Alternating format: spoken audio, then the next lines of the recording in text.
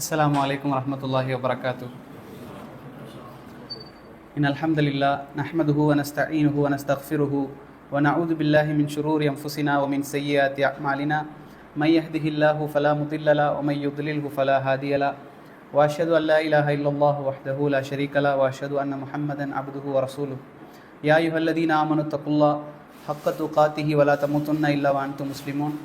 யா அய்யுஹன்னாஸ் இத்தகூ ரப்பக்குமுல்லதீ ஹலகக்கும் மின் நஃப்ஸின் வாஹிதா وخلق منها زوجها وبث منهما رجالا كثيرا ونساء واتقوا الله الذي تساءلون به والأرحام إن الله كان عليكم رقيبا.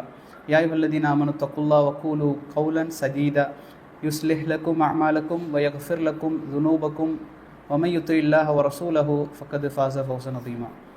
எல்லா புகழும் அகிலங்கள் அனைத்திற்கும் ஏக இறைவனாகிய தூணின்றி வான் படைத்த அல்லாஹ் ஒருவனுக்கே உரித்தானதாகும். அவனது சாந்தியும் சமாதானமும் அவனுடைய இறுதி தூதர் முஹம்மது ரசூலுல்லாஹ் ஸல்லல்லாஹு அலைஹி வஸல்லம் அவர்கள் மீதும், அவர்களை பின்பற்றி வாழ்ந்த சத்திய சஹாபாக்கள், தாபீன்கள், தபா தாபீன்கள், ஐம்மாக்கள், உலமாக்கள், நாம் நேசிப்பவர்கள், நம்மை நேசிப்பவர்கள் அனைவரின் மீதும் என்றென்றும் நின்று நிலவட்டுமாக. நம்ம கடந்த வகுப்பில் என்ன இது பார்த்தோம்? நபிமார்களுடைய அற்புதங்கள், அரபியில் என்ன சொல்லுவோம்? மூஜிசாக்களை நம்ம பார்த்தோம். அப்போ அன்றைக்கி நம்ம சொல்லியிருந்தோம், இந்த வகுப்பில் நல்லடியார்களுடைய அற்புதங்கள், அதாவது நல்லடியார்கள் செய்யக்கூடிய அற்புதங்கள் அல்லாமல் அப்படி யாராலையும் இந்த நபிமார்களாலும் செய்ய முடியாது. அல்லாஹ் சில பேருக்கு சில பொழுதுகளில் வழங்கக்கூடிய சில அற்புதங்கள், அதாவது கராமத் அப்படின்னு சொல்லுவாங்க. எதுவெல்லாம் நபிமார்களை தொட்டு அல்லாஹ் வழங்குறானோ அதை மூஜிசா என்றும், எதை அவுலியாக்கள் என்றால் அவுலியா அல்லாஹ்வுடைய நல்லடியார்கள், அல்லாஹ் நேசிக்கக்கூடிய மக்களுக்கு அல்லாஹ் சில பொழுதுகளில் அந்த அற்புதங்களை மக்களுக்கு வெளிப்படுத்துவான். இதை கராமத் அப்படின்னு சொல்லுவோம். இப்போ மூஜிசா என்பது வேறு, கராமத் என்பது வேறு. அப்போ இந்த கராமத்தை முதலாவதாக நாங்கள் நம்புறது என்ன அப்படின்னு சொன்னால், அகீதால ஒரு பகுதி, நம்பிக்கை கொள்ள வேண்டிய கொள்கை சார்ந்த பகுதியில் இந்த கராமத்துகளை நம்புவதும் ஒரு பகுதி என்பதை நாம் ஃபஸ்ட்டு தெரிந்து கொள்ளணும். ஏன்னா இன்றைக்கி தௌஹீது பேசக்கூடிய நிறைய மக்கள், தமிழ்நாட்டை பொறுத்த வரைக்கும் கூட இந்த அற்புதங்கள் என்று சொன்னாலே அதை ஒரு கேலியா, அற்புதங்கள் அது எப்படி, அது அறிவுக்கு முரண்படுது, அறிவுக்கு பொருந்தலை இப்படிங்கிறப்போ அது மாதிரி. அதே போல் நம்ம மார்க்கம் என்பது அறிவோடு சம்மந்தப்பட்டது தான். இஸ்லாம் என்பது அறிவோடு சம்மந்தப்பட்டது, எல்லாத்தையும் அறிவுபூர்வமாகத்தான் இஸ்லாம் ஏற்றுக்கொள்ளும் அப்படியெல்லாம் சொல்லி கராமத் அற்புதங்கள் என்பது இல்லை அப்படிங்கிற சொல்லுவாங்க. இதில் அவங்களே முரண்படுதாங்க. ஒரு உதாரணமாக, மலக்குமார்கள் சம்மந்தமாக அறிவுபூர்வமாக என்ன நமக்கு தெரியுது? மலக்குமார்கள் இருக்கிறாங்க, அவங்க இந்தந்த வேலைகள்லாம் செய்கிறாங்க, இந்த மலக்குமார்கள் இந்தந்த செய்திகளை கொண்டு வராங்கன்னு நிறைய செய்திகள் இருக்குது. அப்போ இதெல்லாம் நம்ம எப்படி நம்புகிறோம்? அறிவுக்கு உட்படுத்தி நம்புகிறோமா, அல்லது ஈமான் கொள்ள வேண்டிய மறைவான விஷயங்கள், இல்முல் கைப் என்று சொல்லக்கூடிய மறைவான விஷயங்களை நம்புறது மார்க்கத்தில் உள்ள ஒரு விஷயம். அப்போது எல்லாமே அறிவுக்கு பொருந்தாது. சில நேரங்களில் இப்போ உம்ரா செய்கிறோம், இதில் அறிவுக்கு பொருந்தக்கூடிய செயல் என்ன இருக்குது? அப்போது இது மாதிரி எல்லாத்தையுமே அறிவுக்கு பொருந்துன்னு பார்க்கக்கூடாது. அல்லாஹ்வுடைய தூதரும் சொன்னாங்க அப்படின்னு சொன்னால் அது அறிவுக்கு பொருந்தவில்லை என்றாலும் அதை நம்புறது கட்டாய கடமை. இப்போ நாம் பார்க்க போகிறது கராமத் என்றால் என்ன அப்படின்னா, ஒரு வரி விளக்கம் அப்படி சொல்லணும் அப்படின்னு சொன்னால், வளமைக்கு மாற்றமாக அல்லாஹ் நாடி நல்லடியார்களுக்கோ அல்லது யாராவது ஒருவருக்கு, நபிமார்களுக்கோ அல்லது நல்லடியார்களுக்கோ அல்லாஹ் ஒரு விஷயத்தை காட்டுவது தான், வளமைக்கு மாற்றமாக காட்டுவது தான் கராமத் என்பது. இப்போ நாம் இன்ஷா அல்லாஹ் முடிந்த வரைக்கும் இந்த ஒவ்வொரு மனிதர்களுக்கும் ஏற்பட்ட கராமத்துகள், அவர்களுடைய வாழ்க்கையில் ஏற்பட்ட அற்புதங்களை நம்ம இன்ஷா அல்லாஹ் பார்ப்போம். இதில் முதலாவதாக நாம் எடுத்துக்கொள்வது குரானில் பார்த்தீங்கன்னா சூரத்துல் மரியம், நமக்கெல்லாம் தெரிந்த சூரா மரியம். மரியம் என்றால் யார்? ஈசா அலைஹிஸ்ஸலாமுடைய உம்மா, தாய். இப்போ இந்த சூரா மரியமில் இந்த மரியம் அலைஹிஸ்ஸலாம் அவர்கள் சம்பந்தமாக நிறைய செய்திகளை அல்லாஹ் கொண்டு வர்றான். இப்போது இந்த செய்திகளை நம்ம பார்க்கக்கூடிய முன்னால், இந்த மரியம் ஒரு இறை தூதரானா? இல்லை. இவர் யார்? ஒரு நல்லடியார். இப்போது ஜிப்ரீல் அலைஹிஸ்ஸலாம் அவர்கள் ப்ராஃபட்ஸ்ட்டு தான் வருவாங்க, அதாவது இறை தூதர்களிடத்துல தான் ஜிப்ரீல் அலைஹிஸ்ஸலாம் வளமையாக வரக்கூடியவர், அப்படித்தான். ஆனால் மரியம் அலைஹிஸ்ஸலாம் ஒரு நல்லடியார், சரிங்களா? அவுலியான்னு சொல்லிக்கலாம், நல்லடியார், அல்லாஹ்வுடைய ஒரு நல்லடியார். இப்போ இந்த மரியம் அலைஹிஸ்ஸலாம் அவர்கள் ஜிப்ரீல் அலைஹிஸ்ஸலாம் சொல்கிறாங்க, உனக்கு அல்லாஹ் குழந்தையை கொண்டு ஒரு செய்தியை கொண்டு வந்திருக்கிறான் அப்படின்னு சொல்லி. அப்போ அவங்க மரியம் அலைஹிஸ்ஸலாம் அவர்களுக்கு ஒரு சங்கடம். அவங்க சொல்கிறாங்க, எப்படி ஒரு ஆண் என்னை தீண்டாமல் எப்படி எனக்கு ஒரு குழந்தை வரும்? எனக்கு அது ஒரு பெரிய ஒரு அசிங்கமாச்சே அப்படின்னு சொல்லும் பொழுது, இது எப்படி நடக்குமா அப்படின்னு கேட்குறாங்க. ஒரு ஆண் என்னை தீண்டாமலும் நான் திருமணம் முடிக்காமலும் எனக்கு இப்படி நடக்குமான்னு கேட்கும்போது ஜிப்ரீல் அலைஹிஸ்ஸலாம், அல்லாஹ் எதை நாடுகிறானோ அதை நடத்தி தீருவான் அப்படின்னு சொல்கிறாங்க. நீ அதை பற்றி கவலைப்படாது, அது உனக்கு நடந்தே தீரும். பிரசவமுற்றதற்கு பிறகு அவர்கள் படக்கூடிய வேதனை வந்து அவ்வளோ மோசமான வேதனை. மக்கள் எல்லாம் திட்டுறாங்க, உன் வாப்பாலாம் இப்படி இல்லையே, உன் சகோதரன் இப்படி இல்லையே, நீயே இப்படி இருக்கிற அப்படின்னு சொல்லிலாம் திட்டக்கூடிய நேரத்தில் மரியம் அலைஹிஸ்ஸலாம் சொல்கிறாங்க, நான் வந்து மறக்கடிக்கப்பட்டவளாக ஆகியிருக்கக்கூடாதா, அல்லது நான் வந்து முன்பே இறந்திருக்கக்கூடாதா, நான் செத்து போயிருக்கக்கூடாதா அப்படிங்கிற மாதிரி அவங்க கவலைப்படுறாங்க. அப்போது ஜிப்ரீல் அலைஹிஸ்ஸலாம் வந்து பேசுகிறாங்க அவங்ககிட்ட. அவங்க சொல்கிறாங்க, ஜிப்ரீல் அலைஹிஸ்ஸலாம் உங்களுக்கு கீழாக ஒரு ஆற்றை அல்லாஹ் என்ன செய்திருக்கிறான், ஓட செய்திருக்கிறான். அப்படி மரியம் அலைஹிஸ்ஸலாம் அவர்களுக்கு கீழாக அல்லாஹ் ஒரு ஆற்றை ஓட செய்கிறான். அங்கு எப்பவுமே இருந்த ஆறு அல்ல, அல்லாஹ் ஒரு ஆற்றை அங்கே உருவாக்குறான். இது ஒரு பெரிய ஒரு மூஜிசா. அதே போல் பேரித்தம்பழத்தை அல்லாஹ் என்ன செய்கிறான், அதில் ஒரு பேரித்த மரம் இருக்கிறது. அந்த பேரித்த மரத்தில் இருக்கக்கூடிய கிளை நீ என்ன செய், குலுக்குன அப்படின்னு சொன்னால் அதிலிருந்து என்ன வெளிப்படும் அப்படின்னு சொன்னால் பழுத்த காய்கள், அதாவது செங்கனின்னு சொல்லுவாங்க. ரொம்ப பழுத்தது இல்லாமல் காய்ந்தது இல்லாமல் செங்கனிகள் வந்து உனக்கு அது உதிர்த்து தரும் அப்படின்னு சொல்கிறாங்க. உண்மையாகவே நாம் ஒரு மரத்தினுடைய கிளையை பேரித்தம் கிளையை பிடிச்சி ஆட்டினா பழுத்த பழங்கள் மட்டும் விழாது, மேக்சிமம் காய்ந்த பழங்கள் தான் சீக்கிரமாக விழும். ஆனால் ஜிப்ரீல் அலைஹிஸ்ஸலாம் சொல்கிறாங்க, நீங்கள் அந்த பேரித்த மரத்தை பிடித்து உழுக்குங்க, அது உங்களுக்கு கனிவான பழங்களை தரும் என்று சொல்கிறாங்க. இது ஒரு பெரிய ஒரு மூஜிசத், இது கராமத். இது அல்லாஹ் ஏற்படுத்தி ஒரு கராமத். இந்த ஆற்றை ஓட செய்கிறதும் அதே போல் பழத்தை குலுக்கின உடனே பேரித்த பழங்கள் வந்து நல்ல பழங்கள் விழுறதும் வந்து ஒரு கராமத்தை அல்லாஹ் ரப்புல் ஆலமீன் அவர்களுக்கு காட்டி கொடுக்குறான். அதை சாப்பிட்டாங்க, அந்த தண்ணியை குடித்தாங்க, அவர்களுக்கு பிரசவ வேதனை வந்து என்ன செஞ்சது, கம்மியானது அப்படிங்கிற செய்தியை நாங்கள் பார்க்கலாம். அதே போல் உமர் ரதியல்லாஹுடைய காலத்தில் உமர் ரதியல்லாஹு அவர்கள் மிம்பரில் ஏறி குத்துபா செஞ்சுட்டு இருக்கிறாங்க, மக்களுக்கு பிரசங்கம் செய்து கொண்டிருக்கிற நேரத்தில் ஒரு படையை என்ன செய்தாங்க அப்படின்னு சொன்னால் ஈராக்குக்கு அனுப்புகிறாங்க. மதீனாவில் உமர் ரதியல்லாஹு இருக்கிறாங்க, ஈராக்குக்கு என்ன செய்யுது, அந்த படை போகுது, போய் சண்டை போட்டுட்டு இருக்கிறாங்க. சண்டை போட்டிருக்கக்கூடிய நேரத்தில் திடீரென்று உமர் ரதியல்லாஹு அவர்களுக்கு காட்டப்படுகிறது, அந்த போரினுடைய விஷயங்கள் காட்டப்படுது. அப்போ குத்துபா செஞ்சுக்கிட்டு இருந்த உமர் ரதியல்லாஹு அவர்கள் மிம்பரில் இருந்துகிட்டே சொல்கிறாங்க, யா சாரியா அல் ஜபல், யா சாரியா அல் ஜபல் அப்படின்னு சொல்கிறாங்க. சாரியா என்பது ஒரு மனிதருடைய பெயர். அவங்க சொல்கிறாங்க, இந்த யா சாரியா அல் ஜபல், மலையை பாரு மலையை பாரு அப்படின்னு சொல்கிறாங்க. இங்கே இருந்துகிட்டே சொல்கிறாங்க, மதீனாவில் இருந்துட்டு. உடனே அங்கே போரிட்டு கொண்டிருந்தவர்களுக்கு அந்த சத்தம் கேட்டு அவர்கள் மலையை பின்புறமாக ஆக்கியோ அல்லது மலையை கவனித்தோ அவர்கள் சண்டை போடுறாங்க. வெற்றி பெற்றுட்டு திருப்பி வர்றாங்க. திருப்பி வந்து உமர் ரதியல்லாஹு செய்தி சொல்கிறாங்க, யா அமீருல் முஃமினீன், அமீருல் முஃமினீனே நீங்கள் என்ன செஞ்சீங்க, நாங்கள் அங்கே சண்டை போட்டு இருக்கக்கூடிய நேரத்தில் எதிரிகள் எங்களை விரட்டி அடித்தார்கள், எங்களை ஓட ஓட அடிக்கிறாங்க. அடிக்கக்கூடிய நேரத்தில் அப்போது ஒரு சத்தம் கேட்டது, யா சாரியா அல் ஜபல் என்று அந்த சத்தம் கேட்டது எங்களுக்கு. உடனே நாங்கள் மலையை பின்புறமாக ஆக்கியோ அல்லது மலையை கவனித்தோ நாங்கள் சண்டையிட்டோம், அல்லாஹ் அதன் மூலம் எங்களுக்கு வெற்றியை கொடுத்தான் என்ற செய்தியை நாங்கள் பார்க்கலாம். இது வந்து இப்னு உமர் ரலியல்லாஹு அன்ஹு அறிவிக்கிறாங்க. பைஹக்கியில் தலாயிலுத்து நுபுவால வந்து பதிவு செய்யப்படுது. இமாம் சிலர் வந்து இதை முன்கர் அப்படிங்கிற செய்தியாக சொல்கிறாங்க. இமாம் அல்பானி சில்சிலத்து அஹாதீஸ் சஹீஹா அப்படிங்கிற கிரந்தத்தில் பதிவு செய்கிறாங்க, சஹீஹான ஆதாரமான செய்தி என்பதாக பதிவு செய்கிறாங்க. அப்போ நாம் வந்து நினச்சிடக்கூடாது, உமர் ரலியல்லாஹு அன்ஹு அவர்கள் இப்படியெல்லாம் அறிவிக்கிறாங்களே, அவங்களுக்கு வந்து மறைவான விஷயங்கள் எல்லாம் தெரியுமா அப்படின்னா அப்படியும் கிடையாது. எப்போ அல்லாஹ் நாடுறானோ அதை அறிவித்து கொடுப்பான். ஏன்னு சொன்னால் உமர் ரலியல்லாஹு அன்ஹுடைய மரணம் நமக்கு தெரியும், தொழுகையில் வந்து பின்புறமாக குத்தப்பட்டாங்க. அப்போ இது அவர்களுக்கு தெரியாமல் இருந்திருக்கு, அப்படி தானே? அப்போ எல்லாவற்றையும் அல்லாஹ் காட்டணும்னு அவசியம் இல்லை. எந்த இடத்துல முஸ்லீம்களுக்கு வெற்றி ஏற்படணுங்கிறதுக்காகவோ அல்லது சில சோதனைக்காகவோ அல்லது மக்களுடைய ஈமானை உறுதிப்படுத்துறதுக்காகவோ அல்லாஹ் இந்த அற்புதங்களை வெளிப்படுத்துவான். அதே போல் சஅத் இப்னு அபி வக்காஸ் ரலியல்லாஹு அன்ஹு அவர்கள், இவங்க எப்படிப்பட்டவங்கன்னா, இவங்க துவா எது செய்தாலும் அல்லாஹ் ஏற்றுக்கொள்ளக்கூடியவனாக அவர்களுடைய அந்த வாழ்நாள் இருந்தது. அப்போ இவங்க வந்து ஒரு நாள் போருக்கு சென்று திரும்பக்கூடிய நேரத்தில், போருக்கு செல்லக்கூடிய நேரத்தில் யூப்ரட்டிஸ் அப்படிங்கிற நதி இருந்துச்சு, இப்போவும் இருக்குது. அப்போ நிறைய தண்ணி இருந்துச்சு அந்த யூப்ரட்டிஸ் நதியில். அந்த நதியை வந்து கடக்கக்கூடிய ஒரு சூழல் ஏற்பட்டது. அப்போ என்ன செஞ்சாங்க அப்படின்னு சொன்னால், அந்த நதியை அவர்களும் அந்த போர் படை வீரர்களும் அந்த நதியை குதிரைகளோடும் என்ன செஞ்சாங்க, கடந்து சென்றார்கள் அப்படிங்கிற செய்தியை நாங்கள் பார்க்கலாம். இது ஒரு பெரிய ஒரு கராமத், அல்லாஹ் ஏற்படுத்திய ஒரு கராமத். அதே போல் அபூ ஹுரைரா ரலியல்லாஹு அன்ஹு அவர்கள் அறிவிக்கக்கூடிய ஒரு செய்தி, அவங்க சொல்கிறாங்க, அல்லாஹ்வுடைய தூதர் ஸல்லல்லாஹு அலைஹி வஸல்லம் சொன்னாங்க, நபித்துவம் முடிந்து விட்டது, நபியோடு ரசூல்லாவோடு நபித்துவம் முடிந்து விட்டது, நுபுவத் முடிந்து விட்டது, ஆனால் சுப செய்தி இன்னும் முடியவில்லை அப்படின்னு சொல்கிறாங்க. புஷ்ரான்னு சொல்லக்கூடிய அந்த சுப செய்தி இன்னும் முடியலை அப்படின்னு சொல்கிறாங்க. அப்போது கேட்கப்படுத ரசூல் ஸல்லல்லாஹு அலைஹி வஸல்லம் இடத்துல வமல் முபஷிராத், இந்த சுப செய்தி என்றால் என்ன அப்படின்னு. அப்போ நபி அவர்கள் சொல்கிறாங்க, கால அர் ருயத்து சாலிஹாத், நல்ல மக்களுடைய கனவு என்று சொல்கிறாங்க ரசூல்லா. இன்னொரு செய்தியில் ரசூல்லா சொல்கிறாங்க, நுபுவத்தினுடைய 64 பகுதிகளில், நுபுவத்தினுடைய 64 பகுதிகளில் ஒரு பகுதி தான் நல்ல மக்களுடைய கனவுன்னு சொல்கிறாங்க. நல்ல அல்லாஹ்வுடைய நல்லடியார்களுடைய கனவு என்பது நபித்துவத்தினுடைய 64 கிளைகளில் ஒரு கிளை அப்படின்னு சொல்கிறாங்க.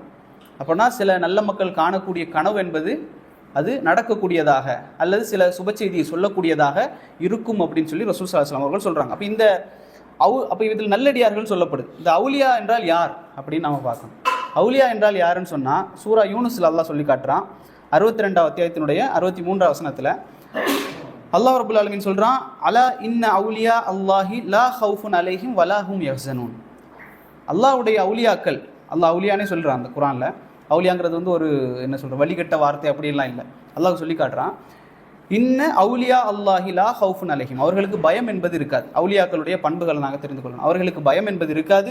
வலாஹும் யஹ்ஸனூன், அவர்களுக்கு கவலையும் இருக்காது. இந்த 2 பண்புகள் அவுலியாக்களுக்கு இருக்கும். இப்போ நம்ம நினச்சி பார்க்கணும், நம்ம அவுலியாவா, நமக்கு பயம் இருக்குதா கவலை இருக்குதான்னு பார்த்தா 2மே இருக்குது. சில மக்களுக்கு கூட சில இதில் கவலை இருக்காது, பயம் இருக்கும். சில பேருக்கு பயம் இருக்கும், கவலை இருக்காது. ஆனால் நமக்கு 2மே இருக்குது. இப்போ நாம் என்ன செய்யணும், அந்த ஈமானை நம்ம வளர்த்துக்கொள்ளக்கூடிய நேரத்தில் இந்த கவலையும் பயமும் இருக்காது என்று அல்லாஹ் சொல்லி காட்டுறான். அதே போல் இன்னொரு வசனத்தில் அவர்கள் ஈமான் கொண்டிருப்பார்கள், அல்லாஹுவை அஞ்சி நடப்பார்கள் அப்படிங்கிற. அப்போ அவுலியா என்றால் யாருன்னு சொன்னால் அல்லாஹுவை ஈமான் கொள்ள வேண்டிய முறையில் ஈமான் கொண்டிருப்பார்கள், அல்லாஹுவை அஞ்சி தக்குவாவோடு அவர்கள் இருப்பார்கள். அதே போல் அவர்களுக்கு பயம் இருக்காது, கவலை இருக்காது. இவர்கள் தான் நல்லடியார்கள். இந்த 2 புள்ளிகளும் ஒன்று சேரக்கூடிய நேரத்தில் அவர்கள் அல்லாஹ்வுடைய நல்லடியார்களாக இருப்பார்கள். அதே போல் நமக்கெல்லாம் தெரியும், பொய் நபி என்று நிறைய பேர் வாதிட்டாங்க. ரசூலுல்லாஹி ஸல்லல்லாஹு அலைஹி வஸல்லம் காலத்திலும் அவர்களுக்கு பிறகும் நான் நபி தான் என்பதாக நிறைய பேர் வாதித்தாங்க. அதில் ஒருத்தன் தான் ரசூலுல்லாஹி ஸல்லல்லாஹு அலைஹி வஸல்லம் காலத்திலேயே அஸ்வத் அல் அனசி அப்படிங்கிற ஒருத்தன் இருந்தான், யமனில் இருந்தான்.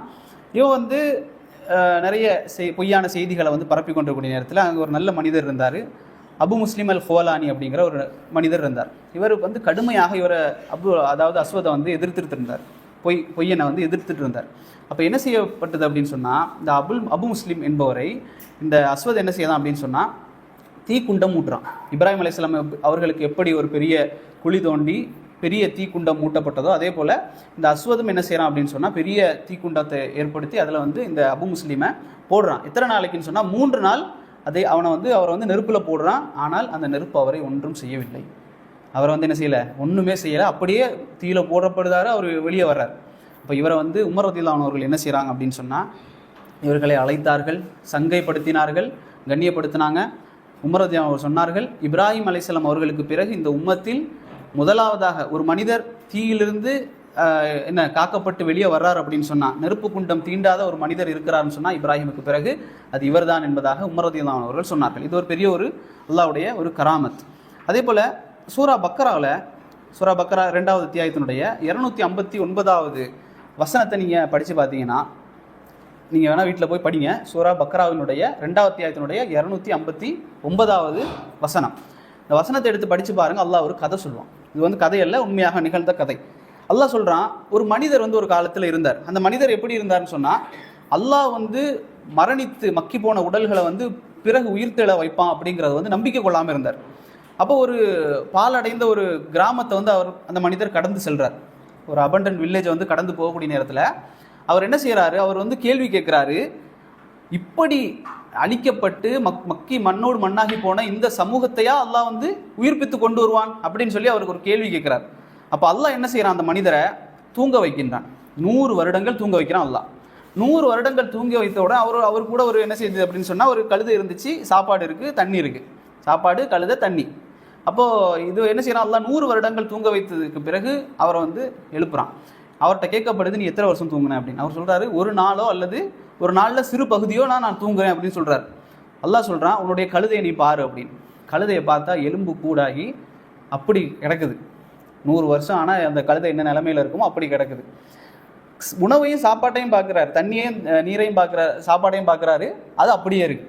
அப்போ இந்த இடத்துல அவர் அந்த காட்சியை பார்த்த உடனே அவர் சொல்கிறாரு, அல்லாஹ் சொல்லி காட்டுறான், கால ஆலமு அன்னல்லாஹ் அலா குல்லி ஷைஇன் கதீர், அல்லாஹ் எதை செய்வதற்கும் ஆற்றலுடையவன் அப்படிங்கிறத சொல்லி காட்டுறார். இப்போ இந்த கராமத் என்பதும் ஒரு அற்புதம் தான். 100 வருடங்கள் தூங்க வைத்து அவரை எழுப்புறது ஒரு பெரிய ஒரு கராமத். ஆனால் இவர் நல்ல மனிதராக இருந்தாரா? இல்லை. அப்போ அல்லாஹ் எதற்காக அதை ஏற்படுத்துறான் அப்படின்னு சொன்னால், ஈமானை அவருக்கு வர வைப்பதற்காக அதை செய்கிறான், ஏற்படுத்துவதா குர்ஆன்ல அல்லாஹ் சூரத்துல் பக்கராவில் சொல்லி காட்டுறான். அப்போ எல்லா நேரமும் எல்லாராலையும் நினச்ச உடனே சில பேர்லாம் இன்றைக்கி இருப்பாங்க, இந்த துப்பி பெரிய டர்பன் எல்லாம் கட்டிக்கிட்டு, நான் என்கிட்ட கராமத் இருக்குது, நான் எது சொன்னாலும் நடக்கும், இப்படின்னு ஒருத்தர் பிரச்சாரம் செய்கிறார் அப்படின்னு சொன்னால் மிகப்பெரிய ஒரு பொய்யர். ஏன்னு சொன்னால் அல்லாஹ் அவன் எப்போது நாடுகின்றானோ அப்போது தான் அந்த கராமத்தை ஏற்படுத்துவான். அதுக்காக நம்ம கராமத் இல்லைன்னு மறுத்தரக்கூடாது. கராமத் என்பதே கிடையாது இந்த மார்க்கத்தில் அப்படிங்கிறதையும் மறுத்தரக்கூடாது. ஆனால் இதே போல் சில மக்கள் பொய்யான பிரச்சாரங்கள் செய்யக்கூடிய நேரத்தில் அவர்களையும் நம்பி போய் விழுந்து விடக்கூடாது என்பதை நாங்கள் கவனித்துக் கொள்ளணும். அதே போல் இன்னொரு செய்தி, புகாரில் வரக்கூடிய செய்தி, அப்பாத் இப்னு பிஷ்ர் அதே போல் சயீத் இப்னு ஹுதைர் ரலியல்லாஹு அன்ஹு அவர்கள் ஒரு நாள் வந்து ரசூல் ஸல்லல்லாஹு அலைஹி வஸல்லம் அவர்களை சந்தித்து விட்டு இரவு நேரத்தில், இருண்ட அந்த இருள் நேரத்தில் இரவில் வந்து அவங்க வந்து வீட்டுக்கு போகிறாங்க. சந்திச்சுட்டு போகக்கூடிய நேரத்தில் அனஸ் ரலியல்லாஹு அன்ஹு அவர்கள் சொல்கிறாங்க, அவர்கள் பிரிந்து சென்றதற்கு பிறகு, ரசூல் ஸல்லல்லாஹு அலைஹி வஸல்லம் விட்டு போனதற்கு பிறகு அவர்களுக்கு 2 சாட்டை போன்ற 2 ஒளிகள் அவர்களுக்கு வழிகாட்டி கொண்டே சென்றது. இருள் நிறைந்த அந்த இரவில் வழிகாட்டி கொண்டே சென்றது. அவர்களுடைய வீட்டுக்கு பிரிந்ததற்கு பிறகு அந்த 2 ஒளிகளும் பிரிந்து அவர்கள் வீடு சென்று அடையும் வரை அது அவர்களை தொடர்ந்து கொண்டே இருந்தது என்று வரக்கூடிய செய்தியை அனஸ் ரலியல்லாஹு அறிவிக்கிறாங்க. புகாரியில் 465 செய்தி, 3705, ரியாது சாலிஹீனில் 1508 செய்தியாக பதிவு செய்யப்படுது. அதே போல் ரசூல் ஸல்லல்லாஹு அலைஹி வஸல்லம் அவர்கள் சொல்கிறாங்க, சஹீஹ் முஸ்லீமில் பதிவு செய்யப்பட்ட ஒரு செய்தி, ஒரு சிறுவன் இருந்தான்.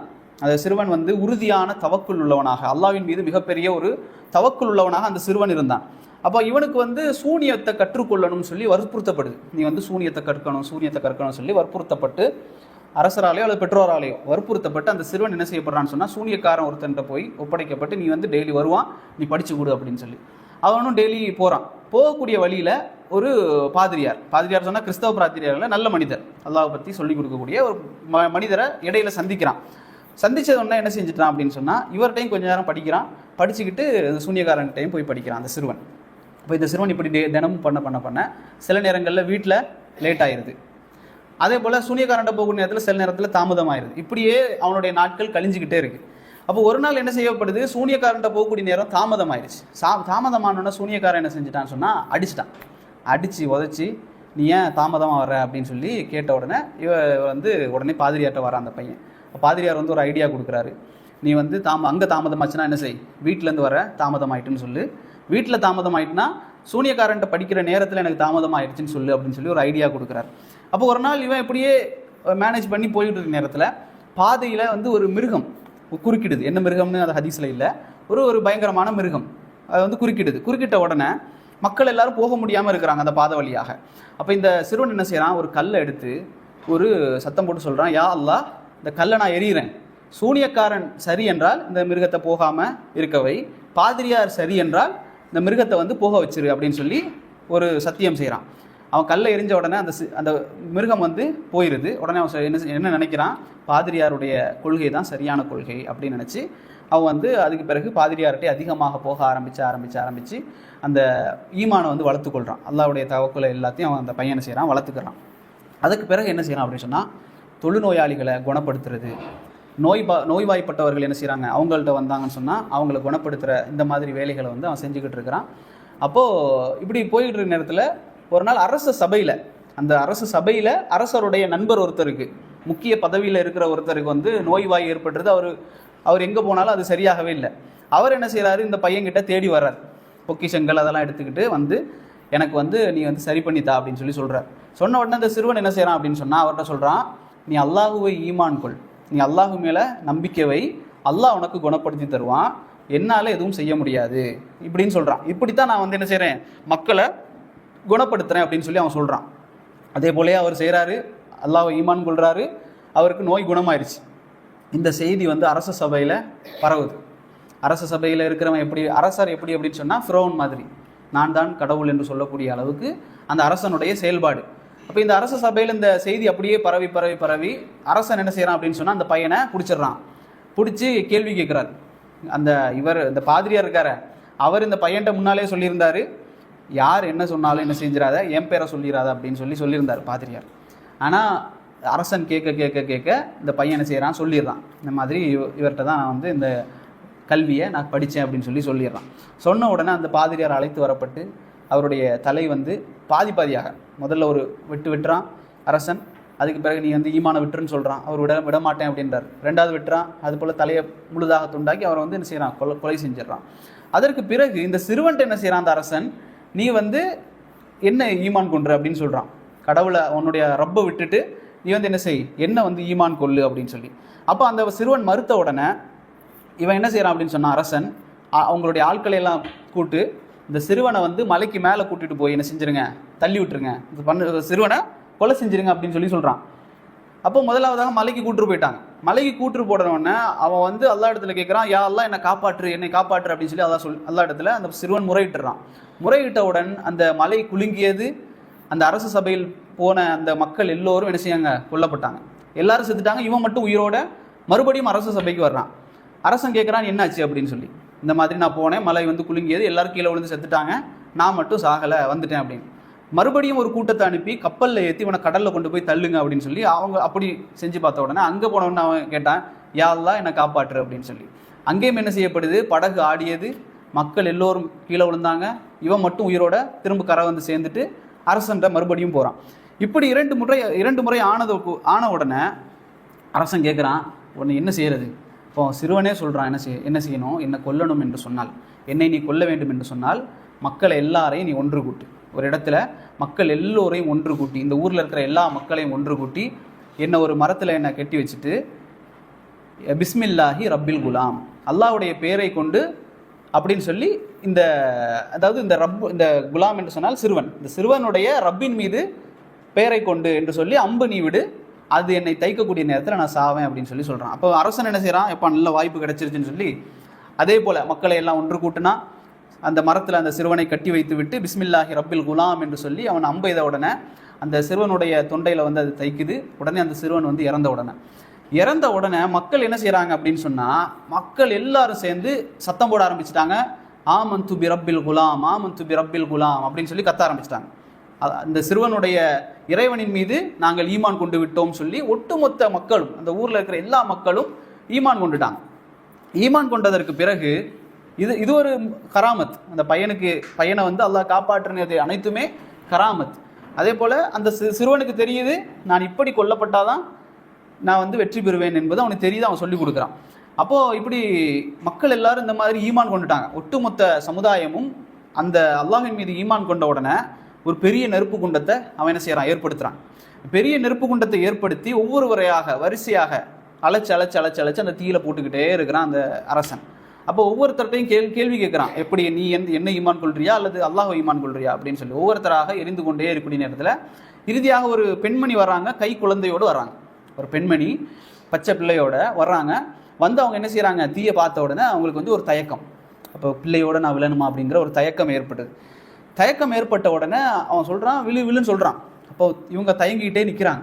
அப்போ அந்த குழந்தை என்ன செய்யுது அப்படின்னு சொன்னால், பச்சை பிள்ளை கை குழந்தை, அந்த குழந்தை வந்து அல்லாஹ் என்ன செய்கிறான், அந்த குழந்தையை பேச வைக்கிறான். அந்த குழந்தை பேசியது, யா என்னுடைய தாயே இஸ்பிர், பொறுமையாக இரு, என்னுடைய தாயே பொறுமையாக இரு, ஃபைன் நக்கி அலல் ஹக், நீ எதில் இருக்கிற, உண்மையில் தான் இருக்கிற, நீ விழுந்துரு அப்படின்னு சொல்லி அந்த குழந்தை அந்த இடத்தில் பேசியது. அதற்கு பிறகு அவர்களும் நெருப்பில் விழச் செய்யப்பட்டார்கள் என்ற செய்தியை ரசூல் ஸல்லல்லாஹு அலைஹி வஸல்லம் அவர்கள் சொல்லக்கூடிய செய்தி சஹி முஸ்லிமில் 5327 செய்தி, ரியாது சாலிஹின்ல 30வது செய்தியாக பதிவு செய்யப்படுது. அப்போ இது ஒரு பெரிய ஒரு கராமத் அந்த சிறுவனுக்கு நடந்தது என்பது. ஒரு இறை தூதரோ அல்லது மலக்கோ அல்ல, ஒரு சாதாரண ஒரு மனிதன் அல்லாஹின் மீது தவக்குல் கொண்டதன் காரணமாக அல்லாஹ் அவருக்கு இந்த மாதிரி அற்புதங்களை ஏற்படுத்தினான் என்ற செய்தியை பார்க்கலாம். அதே போல் சஹீல் புகாரில் ஒரு செய்தி வருது, பனு இஸ்ரவேல் என்ற அந்த சமூகத்தில் ஜுரைஜ் என்ற ஒரு மனிதன் இருந்தான். நான் இதுக்கு முன்னால் உள்ள கிளாஸ்லேயும் ஜுரைஜ் பற்றி சொல்லியிருந்தேன். இந்த ஜுரைஜ் என்ன செய்வான் அப்படின்னு சொன்னால், தொழுதுகிட்டே இருப்பார். உம்மா வந்து அழைச்சா கூட தொழுகையை விட்டுட்டு போக மாட்டார். உம்மா வந்து அழைச்சிக்கிட்டே இருப்பாங்க, தொழுகையை விட்டு போக மாட்டார்.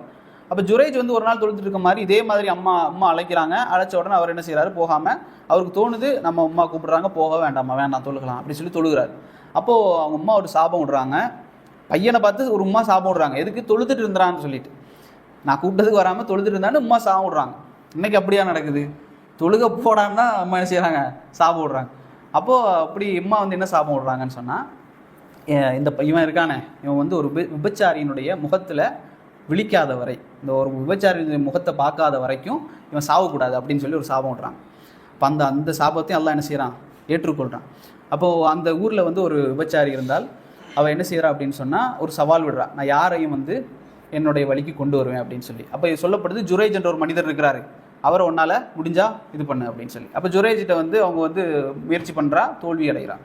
அப்போ அவள் என்ன செய்கிறா, இப்படி ஜுரைஜிட்ட வந்து நம்ம தோத்துட்டோமேன்னு சொல்லி ஒரு ஆட்டிடையன் ஷெப்பர்டோட இது பண்ணி தவறான இதில் ஈடுபட்டு ஒரு குழந்தையும் பெற்றெடுத்து விட்டு ஊர் மக்கள்கிட்ட கொண்டு வந்து காமிக்கிறா, இது என்னுடைய குழந்தை அப்படின்னு சொல்லி. அப்போ ஊர் மக்கள் கேட்குறாங்க, எப்படி, யாரின் மூலமாக? அப்போ அவர் சொல்கிறா, இது மாதிரி ஜுரைஜோட அப்படின்னு, ஆட்டிடையன்னு சொல்லாமல் ஜுரைஜோட பிறந்த குழந்தை தான் இது அப்படின்னு சொல்லி உடனே மக்கள் என்ன செஞ்சாங்க, வேற யார் செஞ்சிருந்தாலும் கூட மக்கள் வந்து என்ன செய்வாங்க, ஒன்றும் செஞ்சிருக்க மாட்டாங்க. சரியோ யார் இவ என்ன சொல்லி ஜுரேஜுக்கு இப்படியா அப்படின்னு சொல்லி உடனே ஜுரேஜுடைய வீட்டுக்கு போய் ஜுரேஜுடைய குடிசை வீடு களிமண்ணால் செஞ்சப்பட்ட அந்த வீடை வந்து இடித்து உடைச்சிட்டாங்க. ஜுரேஜோட வீட்டை உடைச்சி ஜுரேஜை நடு வீதிக்கு அழைத்து வந்து எல்லாரும் திட்ட ஆரம்பிச்சிட்டாங்க. அவருக்கு தண்டனை கொடுப்பதற்கு தயாராகிட்டாங்க. அப்போ ஜுரேஜ் கேட்டார், எனக்கு உது செய்துட்டு தொழுறதுக்கு எனக்கு கொஞ்சம் நேரம் கொடுங்க அப்படின்னு சொல்லி உது செய்தார். ஜுரேஜ் தொழுதார். தொழுது விட்டு குழந்தைகிட்ட போனார். அவருக்கு தெரியாது இந்த குழந்தை பேசும் அப்படிங்கிறது அவருக்கு தெரியாது. அவர் ஒரு கோவத்தில் வந்து என்ன செய்கிறாரு, குழந்தையுடைய வயிற்றில் லேசாக ஒரு குத்தி அவர் கேட்குறாரு, உன்னுடைய வாப்பா யார் அப்படின்னு சொல்லி. உடனே அந்த குழந்தையும் என்ன செய்தது, கை குழந்தை தொட்டியில் இருக்கிற அந்த கை குழந்தை பேசியது, என்னுடைய வாப்பா யாருன்னா ஆட்டிடையன் என்று பேசியது. உடனே மக்கள் கேட்டாங்க, ஒரேடியாக ஏற்றுறது. அவங்க கேட்டாங்க, தங்க வீடு கட்டி தரட்டாங்க, தங்கத்தில் வீடு கட்டி தரட்டா அப்படின்னு சொல்லி கேட்டாங்க. ஜுரேஜ் சொன்னார், தங்கத்திலலாம் வீடு வேணாம், எப்படி என்னுடைய பழைய வீடு இருந்ததோ அதே போன்று எனக்கு மீண்டும் கட்டித்தந்தால் போதும் என்று சொன்னார். இது ஒரு குழந்தை பேசியதுக்கான ஒரு அற்புதம். சஹீல் புகாரியில் 2482 செய்தியாகவும் அபூதாவுதில் 107 செய்தியாகவும் இது பதிவு செய்யப்படுது. அதே போல் நமக்கு தெரியும் சூரத்துல் கஹ்ஃப் தெரியும்ல. கஹ்ஃப் வந்து எப்போ ஓதுவோம், அடிக்க அதிகமாக எப்போ ஓதுவோம், ஜும்மாவுக்கு வந்து ஓதுவோம்.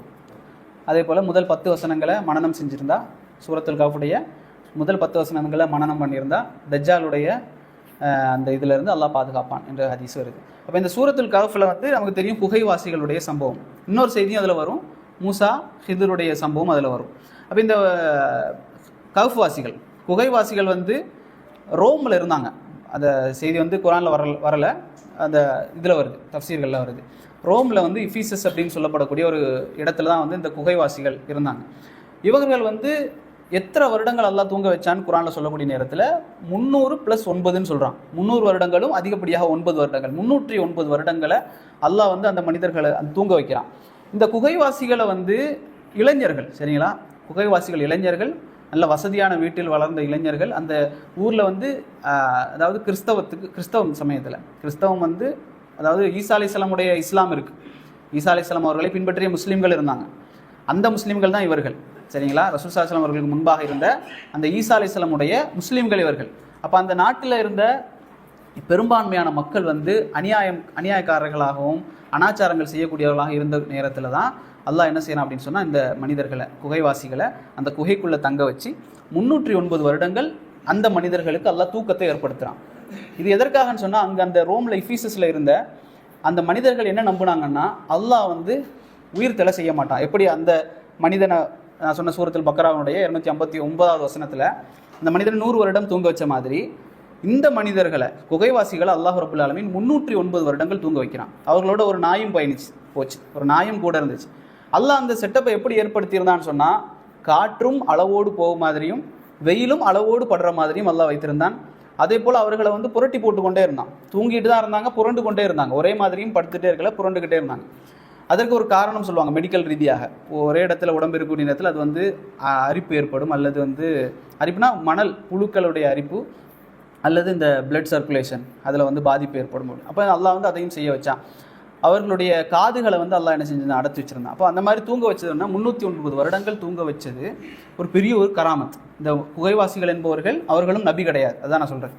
மூஜிசா என்பது நபிமார்களுக்கு வரும், நல்லடியார்களுக்கு வரக்கூடிய நேரத்தில் அது கராமத். அப்போ 309 வருடங்கள் அந்த மனிதர்கள் என்ன செஞ்சாங்க, அந்த குகையில் வந்து தூங்க வைக்கப்பட்டாங்க. இப்போ அந்த வரலாறை வந்து சொன்னால் அது பெருசாக போகும். அதுக்கு பிறகு அவங்க வெளியே வந்தாங்க.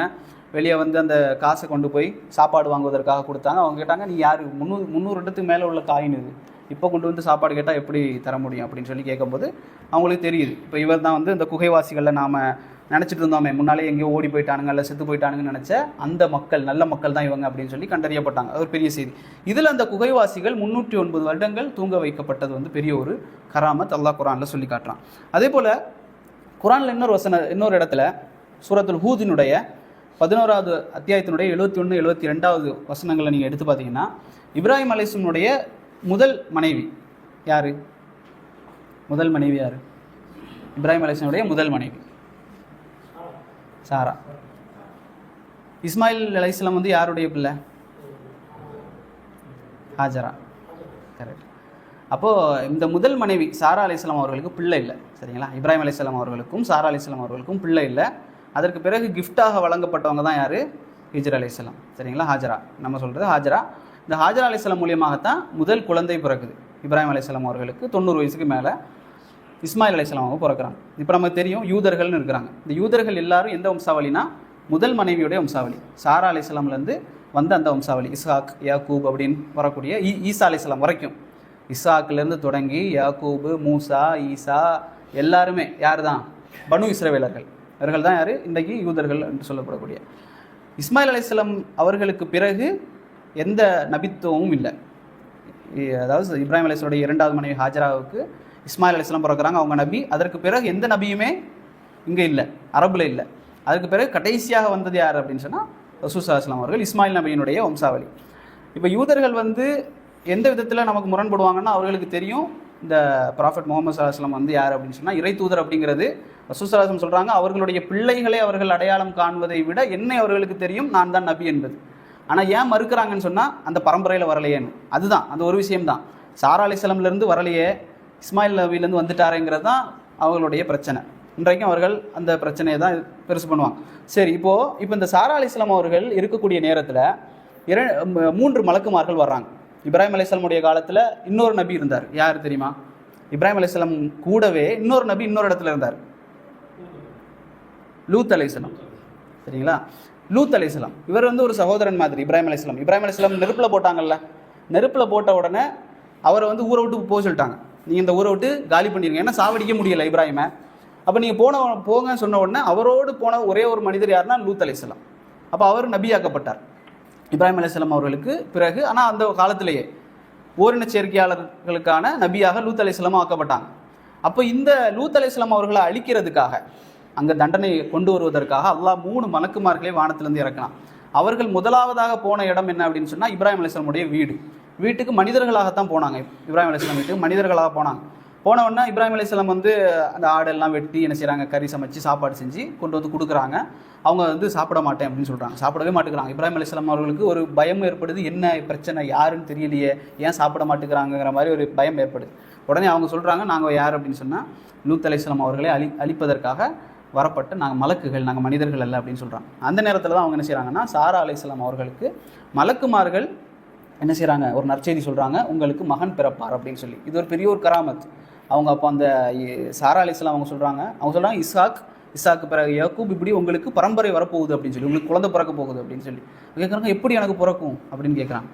அப்போ அதே செய்தியை மரியம் அலைஹிஸ்ஸலாம் அவர்களுக்கு சொன்ன மாதிரியே மலக்குமார்கள் இங்கேயும் சொல்கிறாங்க, அல்லாஹ் நாடுனா உங்களுக்கு ஏற்படுத்தி தருவான். அப்போ அவங்க கேட்குறாங்க, நான் மலடியாக கிளவி ஆகிட்டேன்னு சொல்கிறாங்க. குர்ஆன்ல அந்த வசனம் வருது, அந்த ஹூதுங்கிற அந்த அத்தியாயத்தில் 71, 72 வாசி பாருங்கள். அவங்க சொல்கிறாங்க, நான் மலடியாக கிளவி ஆகிட்டேன், மாதவிடாய் நின்று போச்சு, மாதவிடாய் நின்ற கிளவியாக ஆகிவிட்டேன், என்னுடைய கணவர் வயோதிகனாக ஆகிவிட்டார், இதற்கு பிறகா எனக்கு குழந்தை பிறக்கும் அப்படின்னு கேட்குறாங்க. அப்போ மலக்குமார்கள் சொல்கிறாங்க, அல்லாஹ் ஆக என்று சொன்னால் என்ன செய்யும், அது ஆகிவிடும் என்பதாக அவர்களுக்கு சொல்லப்பட்டு அவர்களுக்கு குழந்தை பிறந்த செய்தி என்பது மிகப்பெரிய ஒரு கராமத், அல்லாஹ் நிகழ்த்திய மிகப்பெரிய ஒரு கராமத் என்பதை நாங்கள் பார்க்குறோம். அதே போல் இன்னொரு செய்தி, 3 பேர் பாறையில் மாட்டிக்கொண்டாங்க. அந்த செய்தி கேள்விப்பட்டீங்களா? 3 பேர் பாறை, ஒரு மலைக்கு உள்ளே போகக்கூடிய நேரத்தில் ஒரு மழை பெஞ்சு அந்த மலைக்குள்ளாக ஒதுங்கக்கூடிய நேரத்தில் ஒரு பாறை என்ன செய்யுது அப்படின்னு சொன்னால் அடைச்சிருது. சஹீல் புகாரியில் வரக்கூடிய செய்தி, முஸ்லீம்லேயும் வருது.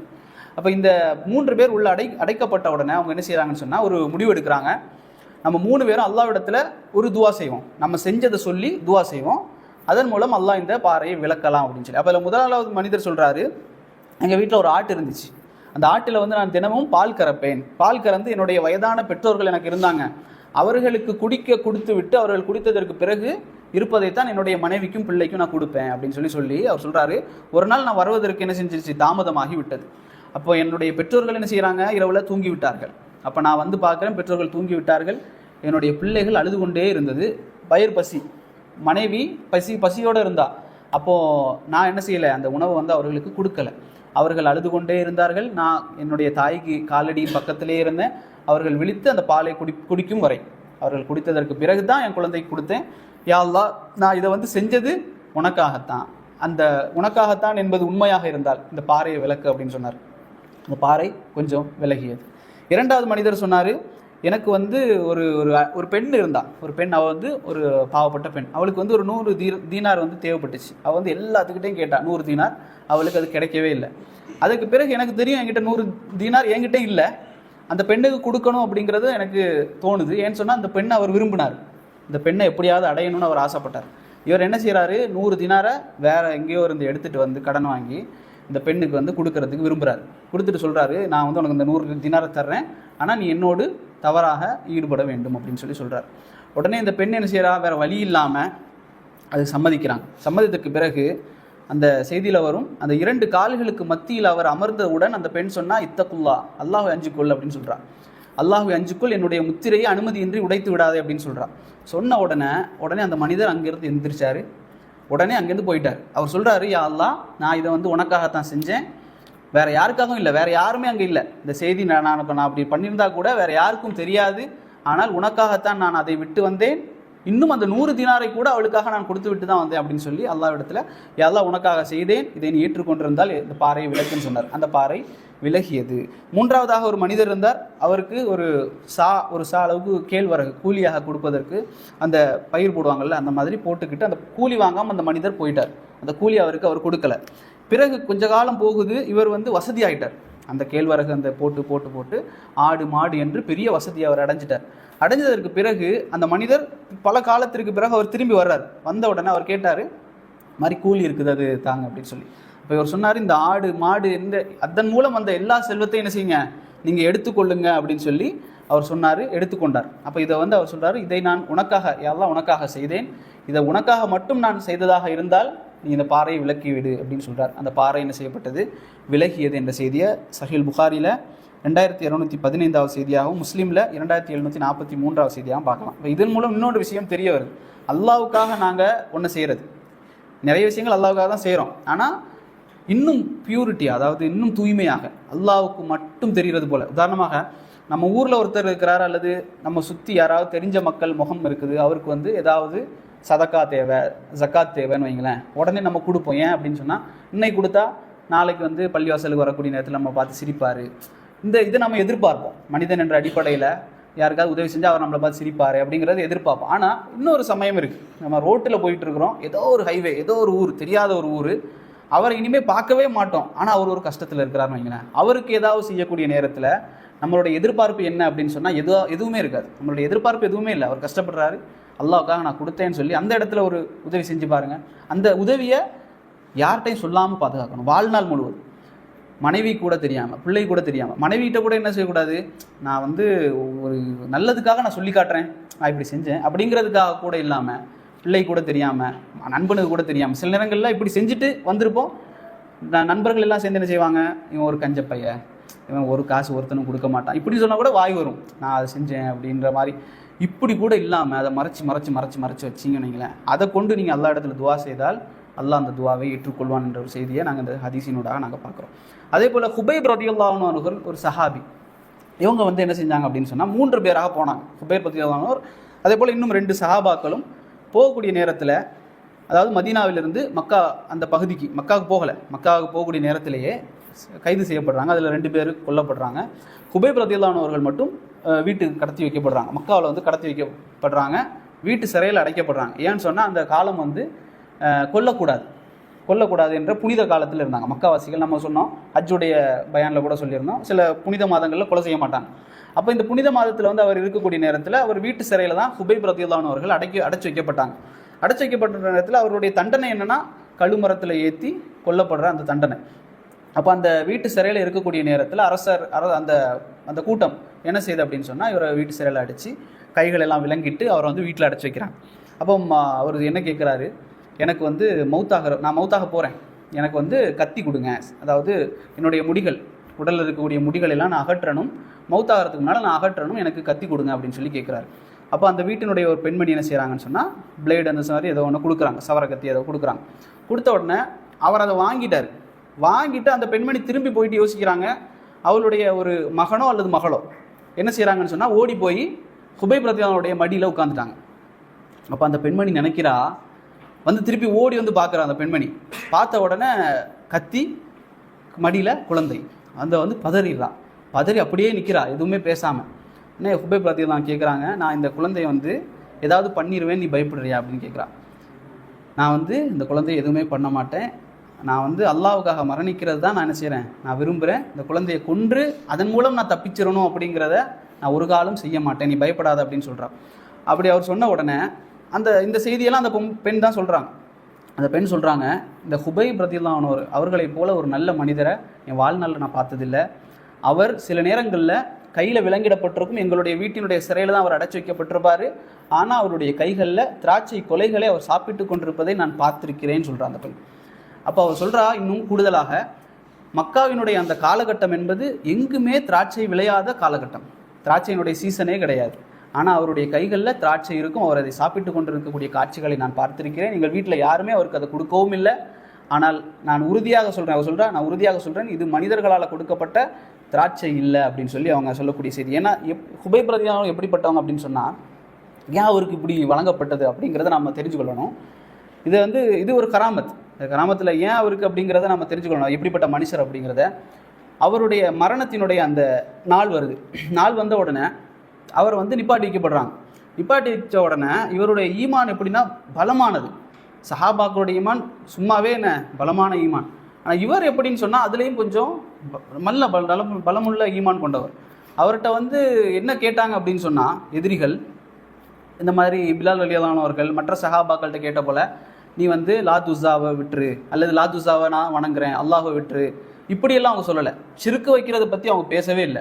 ஏன்னா அவங்களுக்கு தெரியும் இவர் அதை பற்றி வாயே திறக்க மாட்டார், திட்டி போடுவார்னு சொல்லி பயந்து அவங்க சொன்னாங்க அவரிடத்துல, நீ எனக்காக ஒரே ஒரு வார்த்தையை மட்டும் சொல்லு அப்படின்னு சொல்லி சொல்கிறாங்க. எதிரிகள் சொல்கிறாங்க, எனக்காக ஒரு வார்த்தையை மட்டும் சொல்லு, அந்த வார்த்தையை சொன்னேன்னா நான் உன்னை விட்டுறேன் அப்படின்னு சொல்கிறாங்க ஹுபைபிட்ட. அப்போது அவர் சொல்கிறாரு, என்ன வார்த்தை அப்படின்னு சொல்லி. என்ன வார்த்தைன்னு சொன்ன உடனே எதிரிகள் சொன்னாங்க, நீ இப்போ நிற்கிற இந்த இடத்துல நின்றுட்டு நீ சொல்லு, நான் நிற்கக்கூடிய இடத்தில் எனக்கு பதிலாக முஹம்மது நின்று இருந்தால் நன்றாக இருக்குமே, இப்படிங்கிற ஒரு வார்த்தையை மட்டும் நீ சொல்லு அப்படின்னு சொன்னாங்க. இவ்வளோதான். நம்மளாக இருந்தால் என்ன செய்ய, இவ்வளோதானா, இதுக்கு ஒரு 10 வார்த்தை கூட சேர்த்து சொல்லுவோம் அப்படிங்கிற மாதிரி நம்மளுடைய ஈமான். ஹுபைப் ரலியல்லாஹு சொன்னார்கள், முஹம்மது இந்த இடத்துலையா, முஹம்மது ஸல்லல்லாஹு அலைஹி வஸல்லம் அவர்கள் இந்த இடத்துலையா. சஹாபாக்கள் எப்படிப்பட்டவங்க, நபி அவர்கள் துப்பினால் ஏந்தக்கூடிய அளவிற்கு அவர்கள் சுற்றி வரக்கூடியவர்கள். நமக்கெல்லாம் தெரியும், சஹாபாக்கள் உஹதினுடைய போர்க்களத்தில் கேடயங்களாக தங்களுடைய உடல்களை ஆக்கி கொண்டாங்க. அவர்களுக்கு கேடயமும் கிடையாது, வேறு எதுவும் கிடையாது. கேடயங்களாக தங்களுடைய உடல்களையும் முகங்களையும் ஆக்கி கொண்ட அந்த சஹாபாக்கள். ஹுபைப் ரலியல்லாஹு சொன்னார்கள், முஹம்மது இந்த இடத்துலையா, முஹம்மது ஸல்லல்லாஹு அலைஹி வஸல்லம் அவர்கள் அங்கிருந்து அவர்களுடைய காலில் ஒரு முள் தைப்பதை கூட நான் விரும்ப மாட்டேன்னு சொல்கிறார்.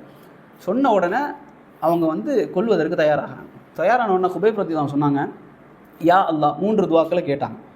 யா அல்லாஹ், இங்கே இருக்கக்கூடிய ஒவ்வொருவரையும் நீ கணக்கெடுத்துக்கொள் அப்படின்னு சொல்கிறாங்க. சொன்னாங்க, இங்கே இருக்கக்கூடிய ஒவ்வொருவரையும் நீ கணக்கெடுத்துக்கொள். 2வது சொல்கிறாங்க, இங்கே இருக்கக்கூடிய ஒவ்வொருவரையும் நீ தனித்தனியாக பழிவாங்கு, இங்கே இருக்கக்கூடிய ஒவ்வொருவரையும் நீ விட்டு விடாதே அப்படின்னு சொல்லி 3 வசனங்களை சொன்ன உடனே அங்கே இருந்த ஒரு சஹாபி, அவர் பிற்காலத்தில் சஹாபி ஆகிறார், அவர் பேர் அம்ரு மறந்துருச்சு. அந்த சஹாபி என்ன செய்கிறான்னு சொன்னால் அந்த இடத்த விட்டு ஓடிடுறார். இந்த வார்த்தையை கேட்ட உடனே, இப்படிப்பட்ட ஒரு கஷ்டமான சூழ்நிலையில் இவர் இப்படி பேசுகிறாரே அப்படின்னு சொல்லி அந்த இடத்த விட்டு அவர் ஓடி மதீனாவுக்கு சேர்ந்து இஸ்லாத்தை அவர் ஏற்றுக்கொண்டார். 3 வருடங்கள் இஸ்லாத்தில் இருந்தார் நபியோடு. அப்போது இப்படி முடித்த உடனே அவர் என்ன செய்யப்படுறாருன்னா கொல்லப்படுறார். இப்படிப்பட்ட சஹாபி தான் ஹுபைப் ரலியல்லாஹு அவர்கள். அவர்களுடைய கைகளில் தான் என்ன இருந்துச்சு, திராட்சை பழங்கள் இருந்த காட்சி அந்த பெண்மணி கண்டதாக வரக்கூடிய செய்தியை நாங்கள் பார்க்கலாம். அதே போல் ஷேகுல் இஸ்லாம் இப்னு தைமியா ரஹிமஹுல்லா அவங்க சொல்லுவாங்க, 699 ஹிஜ்ரியில் தாத்தாரியர்களுடைய வருகை. தாத்தார்கள் வந்தாங்க. தாத்தாரிகள் நமக்கு தெரியும், தாத்தார்கள் பற்றி நம்ம படிக்கலைன்னு நினைக்கிறேன். அவர்கள் ஒரு பெரிய ஒரு பயங்கரமான கூட்டம், முஸ்லீம் உம்மத்தே காலி பண்ணவங்க. பாக்தாத் போன்ற ஹிலாஃபத் இருக்கக்கூடிய நேரத்தில் பாக்தாத் எல்லாம் மொத்தமாக அழித்து தரமட்டமாக்கினவர்கள் இந்த தாத்தாரியர்கள். இவர்களுடைய வருகையை இப்னு தைமியா ரஹிமஹுல்லா அவர்கள், இவர் ஒரு சஹாபி அல்ல, தாபீன் அல்ல, இமாம், சரிங்களா, 699வது ஹிஜ்ரியில் தாத்தார்களுடைய வருகையை ஒரு முன்கூட்டியே சொன்னாங்க.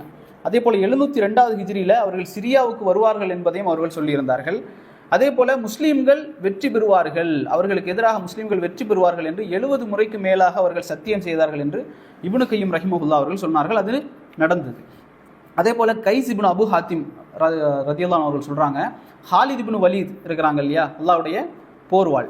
அப்போ இந்த ஹாலித் இப்னு வலீத் ரலியல்லாஹு அவர்கள் ஒரு முறை ஹீரா என்ற இடத்தில் இருக்கக்கூடிய நேரத்தில் ஒரு போருடைய சமயத்தில் அவருக்கு விஷம் கொடுக்கப்பட்டது, கொடிய விஷம் கொடுக்கப்பட்டது. அதை ஹாலித் ரலியல்லாஹு அவர்கள் குடித்தார்கள். ஆனால் அவர்களுக்கு எந்த பாதிப்பும் ஏற்படவில்லை என்ற செய்தியை அல் பிதாயா வன் நிஹாயா, இப்னு கசீர் ரஹிமஹுல்லாவுடைய அல் பிதாயா வன் நிஹாயாவில் 6வது இதில் 382வது செய்தியாக நாங்கள் பார்க்கலாம். இப்போ இதில் வந்த செய்திகள் அனைத்துமே ஆதாரபூர்வமானது. இது தாண்டி நிறைய செய்திகள் இருக்குது. இது எல்லாமே புத்தகத்தினுடைய பெயர்களை நான் சொல்லிடுறேன். தாரிகத் திமிஷ்க் அப்படிங்கிற புத்தகத்தில், அதே போல் ஹிலியத்துல் அவுலியா, அதே போல் சீரு அலாமின் நுபலா தஹபியுடைய புத்தகம், அதே போல் அகமதுடைய, அதாவது முஸ்னத் அகமதுடைய, அந்த அகமதுடைய இமாமுடைய ஜுஹூத் அப்படிங்கிற கிதாப்லையும் பதிவு செய்யப்படுது. அதே போல் இன்னொரு கிதாப் இருக்குது, இறைநேச செல்வர்களும் ஷைத்தானின் தோழர்களும் அப்படிங்கிறது. இந்த கிதாப் வந்து நம்ம இப்போ சொன்ன ஷேகுல் இஸ்லாம் இப்னு தைமியா அவர்களுடைய கிதாப். இது வந்து தமிழில் வந்து மொழிபெயர்க்கப்பட்டிருக்கு. ஷேக் கமாலுதீன் மதனி அவர்களால் இந்த கிதாப் வந்து மொழிபெயர்க்கப்பட்டு தமிழ்லையும் இருக்குது, பிடிஎஃப் இருக்குது. நான் இன்ஷால்லா அதை வந்து குரூப்பில் பதிவு செய்கிறேன் இன்ஷால்லா. அதில் வந்து 192வது பக்கத்துலேருந்து நீங்கள் வாசி பார்த்தீங்கன்னா இந்த கராமத் சம்பந்தமான நிறைய செய்திகள், இதில் அல்லாத பல செய்திகளை நீங்கள் அதில் படிக்கலாம் இன்ஷால்லா. அப்போ இதை நம்ம புரிந்து கொள்ள வேண்டிய விஷயம் என்னென்னு சொன்னால், கராமத்து நமக்கு சில வேலைகளில் ஏற்பட்டால் கூட என்ன செய்யணும் அப்படின்னு சொன்னால், இஹ்லாஸோடு மறைத்து நம்மளோட வைத்துக்கொள்ளணும். ஏன்னு சொன்னால் சில நேரங்களில் அது பெருமையை வெளிப்படுத்தி இல்லாமல் ஆக்கிவிடும். அதனால் முடிந்தவரை இஹ்லாஸோடு வைத்துக்கொள்வது தான் கராமத் வந்துருச்சு அப்படின்னு சொன்னால் அதுக்கான தீர்வு. இன்னொரு இதில் அந்த புத்தகத்தில் வரக்கூடிய இன்னொரு சில செய்திகளை நம்ம பார்ப்போம். சஃபீனா அப்படின்னு சொல்லி ரசூல் ஸல்லல்லாஹு அலைஹி வஸல்லம் தூதர் ஒருத்தர் இருந்தார், தூதுவர், சரிங்களா? இப்போ இந்த சஃபீனா ரதியல்லாஹு அன்ஹு அவர்கள் ஒரு நாள் பாதையை கடந்து செல்லக்கூடிய நேரத்தில் ஒரு சிங்கம் ஒன்று என்ன செய்யுது அப்படின்னு சொன்னால் குறுக்கிட்டது. சிங்கம் குறுக்கிட்ட உடனே இவங்க சொன்னாங்க, நான் சஃபீனா, அல்லாஹ்வுடைய தூதருடைய தூதுவர் அப்படின்னு சொன்னார். உடனே அந்த சிங்கம் என்ன செய்யுது அப்படின்னு சொன்னால் வழிவிட்டது. இவர்கள் எந்த தூரம் வரைக்கும் அந்த சிங்கம் வரணும்னு சொல்லி நினச்சாங்களோ அது வரைக்கும் அது பின்தொடர்ந்து வந்து அதற்கு பிறகு அவர்களை விட்டு அது விலகியது. கர்ஜித்து கொண்டு, அதாவது நீங்கள் போயிட்டு வாங்கன்னு சொல்கிற மாதிரி கர்ஜித்து கொண்டு அது விலகி சென்றது என்ற செய்தியை நாங்கள் பார்க்கலாம். அதே போல் சல்மான் ரதியல்லாஹு அன்ஹு அவர்கள், அதே போல் அபூ தர்தா ரதியல்லாஹு அன்ஹு அவர்கள் சாப்பிட்டு கொண்டிருக்கக்கூடிய நேரத்தில் உணவு வந்து தஸ்பீஹ் செய்து கொண்டிருந்த சத்தத்தை அவர்கள் கேட்டதாகவும் ஒரு செய்தி அதில் பதிவு செய்யப்படுது. அதே போல் இன்னும் ஒரு நாள் என்ன செய்யப்படுது அப்படின்னு சொன்னால், அபூபக்கர் ரதியல்லாஹு அன்ஹு அவர்கள் என்ன செய்கிறாங்கன்னா, விருந்தாளியை வந்து வீட்டில் கொண்டு விட்டுட்டு இவருக்கு சாப்பாடு கொடுத்துருங்கன்னு சொல்லிட்டு போயிட்டார் வெளியில். அப்போ அவருடைய பையன் இருக்கிறாரு. பையன் என்ன செய்கிறாங்கன்னா சாப்பாடு கொண்டு கொடுக்குறாரு அந்த விருந்தாளிகளுக்கு. விருந்தாளிகள் சொல்கிறாங்க, நாங்கள் வந்து அபூபக்கரோட சேர்ந்து சாப்பிட்றோம், தனியாக சாப்பிட மாட்டோம், அவர் வரட்டும் அப்படின்னு. நம்ம வீட்டில் சில நேரத்தில் சொல்லுவோம் அந்த மாதிரி. அப்போது அவங்க சாப்பிடவே இல்லை என்ன சொல்லியும். அபூபக்கர் திரும்பி வந்த உடனே பார்க்குறாங்க சாப்பாடு அப்படியே இருக்குது, விருந்தாளிகள் சாப்பிடலை. பையன் என்ன செய்கிறாருன்னா ஓடி ஒளிஞ்சு கதவுக்கு பின்னால் ஒளிஞ்சிட்டார். அப்போ இவர் வந்து அவர் தெரியும் அபூபக்கர் வந்தால் கோவப்படுவார், வாப்பா வந்தால் திட்டுவார் அப்படிங்கிற. அவர் வந்தோடனே அபூபக்கர் கேட்டாங்க, தடியா எங்கே அப்படின்னு சொல்லி, சாப்பாடு கொடுக்கலையா அப்படின்னு சொல்லி. அப்போது அவங்க சொன்னாங்க, இந்த மாதிரி நாங்கள் தான் வெயிட் பண்ண சொன்னோம் அப்படின்னு சொல்லி. அப்போ அபூபக்கர் சொன்னாங்க, நீங்கள் சாப்பிட்ற வரைக்கும் நான் சாப்பிட மாட்டேன் அப்படின்னு சொல்லி சத்தியம் செய்கிறாங்க. அல்லாஹ்வின் மீது ஆணையாக நீங்கள் சாப்பிட்ற வரைக்கும் நான் சாப்பிட மாட்டேன் அப்படின்னு சொல்கிறாங்க. அப்போ அவங்க சாப்பிட்றாங்க. சாப்பிட உணவு அதிகரித்து கொண்டே இருந்தது. அப்போ அபூபக்கர் என்ன செய்கிறாங்கன்னு சொன்னால் அந்த சத்தியத்தை விடுறாங்க. சரி நான் சாப்பிட்றேன் அப்படின்னு சொல்லிட்டு அவங்க சாப்பிட்றாங்க. ஆனாலும் அது தீரவே இல்லை. பிறகு அதை ரசூல் ஸல்லல்லாஹு அலைஹி வஸல்லம் அவர்களுக்கு கொண்டு போய் கொடுத்தாங்க. நபி அவர்களும் சாப்பிட்டார்கள், அது தீரவே இல்லை. அதுக்கு பிறகு அந்த நேரத்தில் ஒரு போர் படை ரெடி பண்ணிக்கிட்டு இருந்தாங்க. நிறைய மக்கள் இருந்தாங்க, ஆயிரக்கணக்கான மக்கள். அவர்களுக்கும் அந்த சாப்பாடு கொண்டு கொடுக்கப்பட்டது. அது இன்னும் பரக்கத்து நிறைந்ததாகவே இருந்து கொண்டிருந்தது என்ற செய்தியை நாங்கள் பார்க்கலாம். அதே போல் ஹசன் அல் பஸ்ரி ரஹிமஹுல்லா இவர்கள் வந்து ஒரு பெரிய ஒரு இமாம். இப்போ இவங்க வந்து ஹஜ்ஜாஜ் இப்னு யூசுஃப் அப்படிங்கிற ஒருத்தர் இருந்தார். இவர் வந்து ஒரு முஸ்லீம் தான், ஆனால் ஒரு கொடுங்கோல் ஆட்சி செய்யக்கூடிய ஒரு முஸ்லீம். இந்த ஹஜ்ஜாஜ் இப்னு யூசுஃபுக்கு எதிராக ஹசன் அல் பஸ்ரி ரஹிமஹுல்லா எந்த விதமான ஒரு போரும் செய்யலை. அந்த ஆட்சிக்கு எதிராக நாங்கள் வந்து சண்டையிட மாட்டோங்கிற ஒரு இதில் இருந்தார். ஆனால் ஹஜ்ஜாஜ் இப்னு யூசுஃப் இந்த ஹசன் அல் பஸ்ரி ரஹிமஹுல்லா அவர்களை கொல்வதற்காக 6 முறை முயற்சி பண்ணியிருக்கிறார். அப்போ அந்த 6 முறையும் ஹசன் அல் பஸ்ரி ரஹிமஹுல்லா என்ன செய்வாங்களாம், துவா செய்வார்கள், யா அல்லாஹ் இவர்களுடைய கண்களை விட்டு என்னை மறைத்து விடு என்பதாக துவா செய்தார்கள். 6 முறையும் அவர்களால் ஹசன் அல் பஸ்ரி ரஹிமஹுல்லா அவர்களை கொல்ல முடியவில்லை. வந்து பார்க்கக்கூடிய நேரத்தில் அவர் அங்கே இருக்க மாட்டார் என்ற செய்தியை நாங்கள் பார்க்கலாம். அதே போல் உவைஸ் அல் கர்னி ரஹிமஹுல்லா, உவைஸ் அல் கர்னி தெரியுமா? நான் ஒரு 2-3 வாட்டி சொல்லியிருக்கேன், மறந்துடுறீங்களோ? உவைஸ் அல் கர்னி தெரியல, யாராவது ஒருத்தருக்கு? சரி, உவைஸ் அல் கர்னி யார் அப்படின்னு சொன்னால் ரசூல்லா காலத்திலே வாழ்ந்தார், சஹாபி இல்லை, சரியா? ரசூல்லாவை பார்த்து, சஹாபியனுடைய இது என்ன வரைவிலக்கணம் என்னென்னா, முஸ்லீமாக இருக்கணும், ரசூல்லாவை பார்த்துருக்கணும், கண்ணால் பார்த்துருக்கணும், நபியோடு இருந்திருக்கணும், முஸ்லீமாகவே மரணித்திருக்கணும். இதுதான் சஹாபியுடைய இது வரைவிலக்கணம். அப்போ இந்த உவைஸ் அல் கர்னி ரஹிமஹுல்லா அவர்கள் ரசூல்லாவுடைய பீரியடில் இருந்தாங்க, நபி அவர்களுடைய காலத்தில் இருந்தாங்க. ஆனால் நபி அவர்களை கண்ணால் பார்த்தது இல்லை, ஆனால் முஸ்லீமாக இருந்தார்கள். ஏன் அவர்கள் பார்க்க வரலை அப்படின்னு சொன்னால், அவர்களுடைய தாய் வந்து வயோதிக நிலையில் இருந்தாங்க, அவரை விட்டால் வேறு ஆள் இல்லை உம்மாவை பார்க்குறது. அதனால அவங்க என்ன செய்கிறாங்கன்னு சொன்னால் உம்மாவை பார்த்து உம்மாவோட இருந்தாங்க, ரசூலுல்லாஹி ஸல்லல்லாஹு அலைஹி வஸல்லம் பார்க்கல. அதனால இவர் வந்து தாபியின், சஹாபாக்கு பிறகு தாபியின் அப்படிங்கிற பட்டியலில் வருவார். இப்போ இந்த உவைசல் கர்னி ரதியல்லாஹு அன்ஹு அவர்கள் ரசூலுல்லாஹ் சொன்னாங்க, உமரிடத்துல உவைசல் கர்னியை நீங்கள் பார்த்தீங்கன்னா உங்களுக்காக அவரிடத்துல துவா செய்ய சொல்லுங்கன்னு சொன்னாங்க. உமரிடத்துல சொன்னாங்க, நீ அவரை பார்த்தீங்கன்னா உங்களுக்காக துவா செய்ய சொல்லுங்க. ஒரு நாள் அவர் வந்தார். வந்த நேரத்தில், ஹஜ்ஜுக்காக வந்த நேரத்தில், ஹஜ்ஜுக்கோ உம்ராக்கோ வந்த நேரத்தில் உமர் சொன்னாங்க, உங்களுக்கு வந்து இந்த எல்லா இடத்துலையும் வந்து நோய் இருந்து ஒரு இடத்துல மட்டும் ஒரு காயின் அளவுக்கு மட்டும் நோய் வந்து குணமாகாமல் இருக்குதா, மற்ற இடங்கள் எல்லாம் குணமாகி அவர் யாராக இருக்கிறீங்களா அப்படின்னு சொல்லி, இப்போ இன்னாருடைய மகன் இன்னார் இருக்கிறீங்களா அப்படின்னு சொல்லி கேட்ட உடனே அவர் வர்றாரு, ஆமாம் நான் தான் அப்படின்னு சொல்லி. அவருக்கே தெரியாது. அப்போது இவர் கேட்குறாரு, நீங்கள் உவைசல் கர்னியா அப்படின்னு சொல்லி. அவங்க சொல்கிறாங்க, ஆமாம் நான் தான் உவைசல் கர்னி.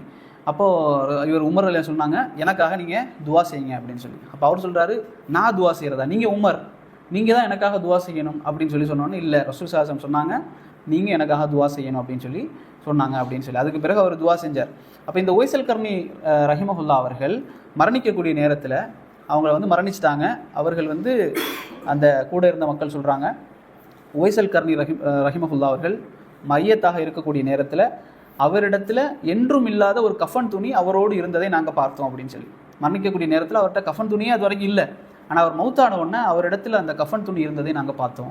அவருக்காக என்ன செய்கிறாங்க, குண்டு தோண்டுவதற்காக போகிறாங்க. போன உடனே அங்கே பாறைகளில் வந்து அவருக்காக ஏற்கனவே தோண்டப்பட்டு கபர் தோண்டப்பட்டு வைத்திருந்ததை நாங்கள் பார்த்தோம். அவர் வைத்திருந்த அந்த கஃபன் துணியாலேயே அவர் சுற்றப்பட்டு அவரை அந்த கபரில் வந்து அவர்கள் அடக்கம் செய்தார்கள். இதுவும் ஒரு பெரிய ஒரு கராமத் என்பதாக இமாம்கள் அவங்க பதிவு செய்கிறாங்க. அதே போல் இன்னும் பல செய்திகள் இருக்குது. இன்ஷா அல்லாஹ் நீங்கள் அதில் அந்த கிதாபு நான் வந்து உங்களுக்கு பிடிஎஃப்ல அனுப்பி தரேன். இன்ஷா அல்லாஹ் 192வது பக்கத்திலிருந்து நீங்கள் பாருங்கள். இன்னொரு ஒரே ஒரு செய்தி, பர்ரா இப்னு மாலிக் ரதியல்லாஹு அன்ஹு அவர்கள் அப்படிங்கிற ஒரு சஹாபி இருந்தாங்க. இவர்கள் அல்லாஹ்வின் மீது சத்தியமிட்டு எதை சொன்னாலுமே வந்து அது நடக்கும், அல்லாஹ் நிறைவேற்றி கொடுப்பான். அப்போ ஒரு போரில் வந்து சஹாபாக்கள் சொல்கிறாங்க, பர்ரா இப்னு மாலிக் ரதியல்லாஹு அன்ஹு இடத்துல, நீங்கள் வந்து எங்களுக்காக சத்தியம் செய்யுங்க அல்லாஹ் இடத்துல அப்படின்னு சொல்லி. அப்போ அவங்க சத்தியம் செய்கிறாங்க, யா அல்லாஹ் எதிரிகள் எங்கள் மீது மிகைக்காமல் நாங்கள் எதிரிகளை மிகைக்குவதற்கு எங்களுக்கு உதவி செய் அப்படின்னு சொல்லி துவா செஞ்ச உடனே அவர்கள் விரட்டி அடிக்கப்பட்டார்கள். அப்போ அதே போல் இன்னொரு போர், காதிசியா அப்படிங்கிற ஒரு போரில் வந்து இதே மாதிரி சஹாபாக்கள் என்ன செய்கிறாங்கன்னு சொன்னால், அதாவது துவா செய்ய சொல்கிறாங்க அல்லாஹ் இடத்துல.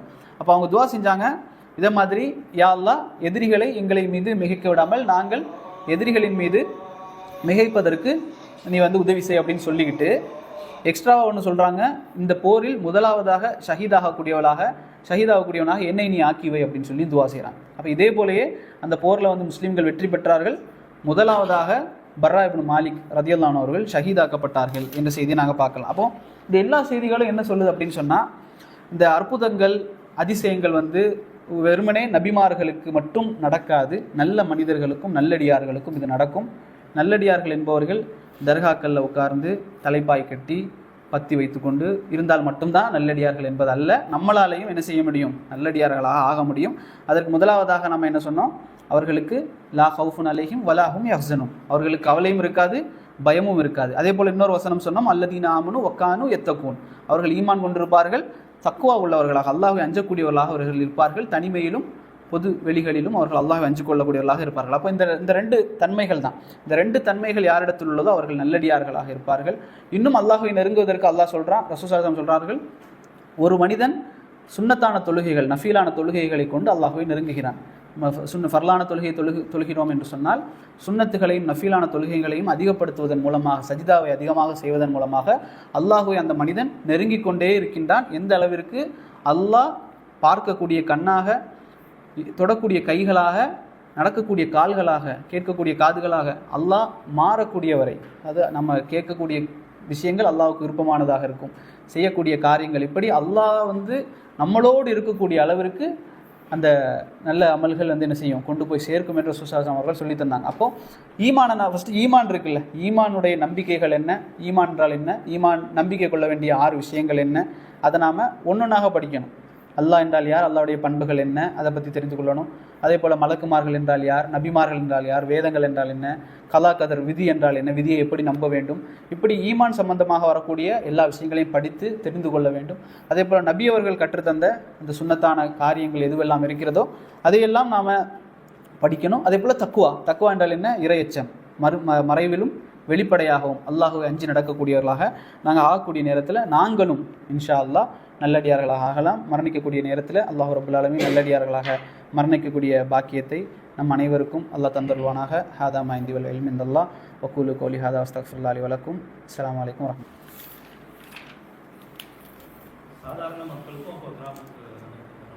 சாதாரண மக்கள்னு சொல்லலை, நல்லடியார்.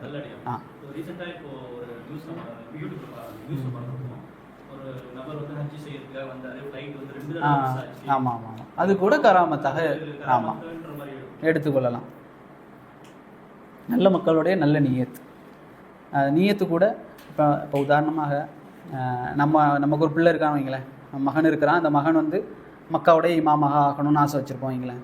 இது ஒரு நல்ல நீயத்தாக, தூய்மையானதாக, அதாவது பெருமைக்காக என் பிள்ளை மக்கா இமாம் சொல்லி ஊரில் பெருமை பேசணும், அல்லது எனக்கு அதன் மூலம் ஏதாவது இது கிடைக்கணும்னு இல்லாமல் அல்லாவுக்காக என் பையன் மக்காவுடைய இமாமாகும் இப்படின்னு ஒரு நீயத்தை வைக்கக்கூடிய நேரத்தில் அல்லாஹ் அதை கூட நிறைவேற்றுவான். ஒரு பெரிய ஒரு கராமத். உங்களுக்கு தெரியும் ஷேக் சுதேஷ், அப்படி தானே? ஷேக் சுதேஷுடைய வரலாறு தெரியும். உம்மா வந்து சும்மா ஏசுவாங்களாம், நீ வந்து ஏதாவது சேட்டை பண்ணக்கூடிய பையன், உம்மா என்ன செய்வாங்களாம், திட்டக்கூடிய நேரத்தில் நீ வந்து மதீனா மக்காவுடைய இமாம் ஆகக்கூடிய நீ இப்படியா செய்வ அப்படின்னு சொல்லி உம்மா வந்து என்ன செய்வாங்களாம், திட்டுவாங்களாம். இன்றைக்கி அவர் வந்து மக்காவுடைய இமாம் ஆகிட்டார். இதை வந்து அவர் இன்டர்வியூவில் சொல்லி அழுதார் ஷேக் சுதேஷ். இப்போ இது வந்து எல்லாம் என்னென்னா ஒரு கராமத் தான். தாய் பெற்றோருடைய ஒரு இஹ்லாஸான துவா அல்லாஹ் ஏற்றுக்கொள்வான். அதே போல் அந்த மனிதரும் துவா செஞ்சுருக்கலாம்.